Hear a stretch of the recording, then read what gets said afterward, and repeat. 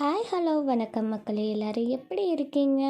இது Bombay series part 6. Part 5 பார்க்காதவங்க மறக்காமல் பாருங்கள், கீழே பின் பண்ணியிருக்கேன். நேராக மாமா வீட்டிலேருந்து கிளம்பி அப்படியே தங்கச்சியை பார்க்கறதுக்கு வந்தாச்சு. தங்கச்சியும் பார்த்தாச்சு. அவங்க கையில் இந்த மெஹந்தி ஸ்டெயின்ஸ் தான் காமிச்சிருந்தாங்க. அண்ட் அவங்களுக்கு ஈவினிங் போல் சாமி முன்னாடி எல்லாத்தையும் படைச்சி கும்பிடுவோம்ல, அந்த மாதிரி சாமி முன்னாடி படைச்சி கும்பிட்டாச்சு. இப்போ மாப்பிள்ளை அழைப்புக்காக அக்கா, அத்தா, அப்புறம் அண்ணா எல்லோரும் கிளம்புங்க அப்படின்ட்டாங்க. சரின்னு சொல்லிட்டு நாங்களும் அவசர அவசரமாக கிளம்பி 1-2 ஃபோட்டோஸ் அதில் ஆட் பண்ணியிருக்கேன்.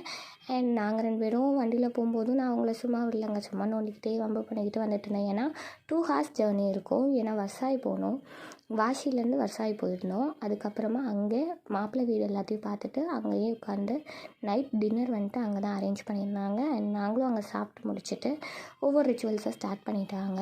அதாச்சும் மாப்பிள்ளையை முறைப்படி எப்படி அழைக்கணும் அப்படிங்கிறதுக்காக ஒவ்வொன்றா மாலை போட்டு அவங்களுக்கு சுருள் வச்சு அழைக்கணுன்றதுக்காக எங்கள் கூட வந்திருந்தவங்க எல்லோரும் ரெடி பண்ணிகிட்டு இருந்தாங்க. அண்ட் நாங்களும் அப்போ ஓரமாக நின்றுட்டு என்னெல்லாம் பண்ணுறாங்க அப்படின்றது ஆர்வமாக பார்த்துட்டு இருந்தோம். பிகாஸ் என் ஹஸ்பண்டுக்கு பண்ணியிருப்பாங்க, பட் ஆனால் அது எனக்கு தெரியாது. இதுதான் ஃபர்ஸ்ட் டைம் நான் பக்கத்தில் நின்று பார்த்துட்டு இருந்தேன். ஸோ நல்லாவே இருந்துச்சு. ஒவ்வொன்றா பண்ணிகிட்டு இருந்தாங்க. எங்கள் அண்ணா இப்போ என்ன பண்ண போகிறாங்கன்னா, மாப்பிள்ளைக்கு மாலை போட்டு விட போகிறாங்க. மாலை போட்டு விட்டுட்டு அதுக்கப்புறமா அவங்க வீட்டில் இருக்க பெரியவங்கலாம் அவங்களுக்கு திருநீர் வச்சு விட்டுட்டு நெக்ஸ்ட் சுருள் வச்சு கூப்பிட்றாங்க. ஒவ்வொருத்தராக அவங்க வீட்டில் இருக்க பெரியவங்க எல்லோரும் அவங்களுக்கு ஆசீர்வாதம் பண்ணி திருநீர் வச்சு அதுக்கான ஒரு டோக்கன் ஆஃப் லவ் மாதிரி கொஞ்சம் அமௌண்ட் கொடுத்துட்டு இது பண்ணாங்க.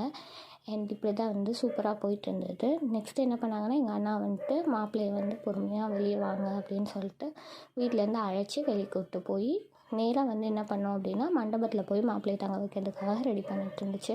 அப்போ அந்த டைமில் இந்த கொலை விடுறது அப்படி சொல்லுவாங்கள்ல, அது எல்லாத்தையும் பண்ண சொன்னாங்க. பட் யாருமே பண்ணல.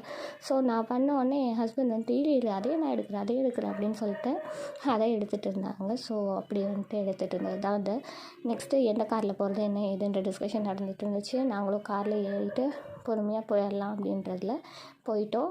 நேராக மண்டபத்துக்கு வந்தாச்சு. மண்டபத்துக்கு வந்தோடனே மாப்பிள்ளையை எங்கள் அண்ணா உள்ளே அழைச்சிட்டு போயாச்சு.